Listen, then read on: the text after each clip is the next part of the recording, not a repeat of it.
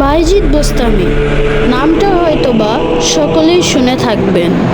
আজকে আমরা যে বিষয় সম্পর্কে কথা বলতে চলেছি সেটি হলো বাইজিদ বোস্তামি মাজার। বাইজিদ বোস্তামির মাজার দেশ বিদেশ থেকে বহু মানুষ দেখতে আসে। তেমনি এই মাজারে রয়েছে কিছু আকর্ষণীয় দিক। তার মধ্যে রয়েছে এই পুকুরে থাকা কাসিম, অর্থাৎ এই কাসিম 1200 বছর পুরনো। হজরত বাইজিদ বোস্তামি রহমতুল্লাহ আলাই 1200 বছর পূর্বে এদেরকে বন্দি করে রেখেছে। এরা এখনো জীবিত রয়েছে।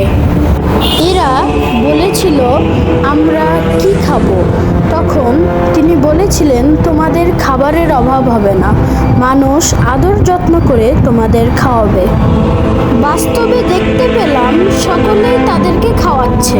সত্য কাহিনী রয়েছে। তার মা অসুস্থ ছিলেন, তখন তার কাছে পানি চাই। পানি কাছে না থাকায় তিনি যান দূরের একটি জায়গা থেকে পানি আনতে।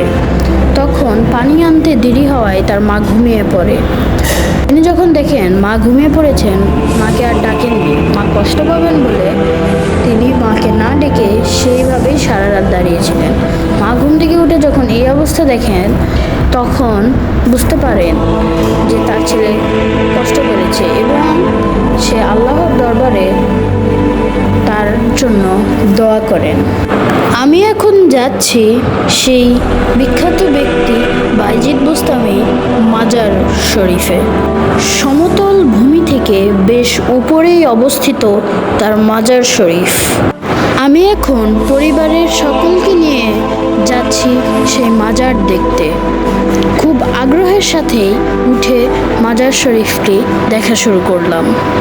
মাজার শরীফের প্রবেশ পথের পাশেই রয়েছে সেই বিখ্যাত সত্য ঘটনা, যা আমি ইতিমধ্যেই আপনাদের বলে দিয়েছি।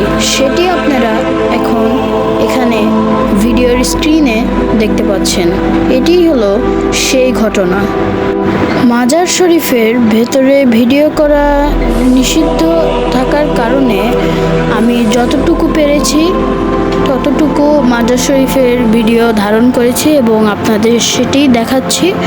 আপনারা দেখতে থাকুন। আমরা প্রবেশ করছি এবং এখানে বড় করে লেখা রয়েছে যে মাজার শরীফে সিজদা করা শিরক। এখানে এই লেখাটি রয়েছে, এটা আপনারা দেখতে পাচ্ছেন। এবং মাজার শরীফের ভেতরটি অনেক সুন্দর করে সাজানো গোছানো। ভিতরে আপনার ভেতরে প্রবেশের পূর্বেই এখানে কিছু মানুষ থাকে, তাদের কাছ থেকে আপনার প্রয়োজনীয় তথ্যটি জেনে নিতে পারেন। যে স্ক্রিনে যে মাজারটি দেখতে পাচ্ছেন, এটি হলো বাইজিদ বোস্তামি মাজার। এখানে একটি গাছ রয়েছে, গাছে লক্ষ লক্ষ কোটি কোটি সুতা বাঁধা রয়েছে।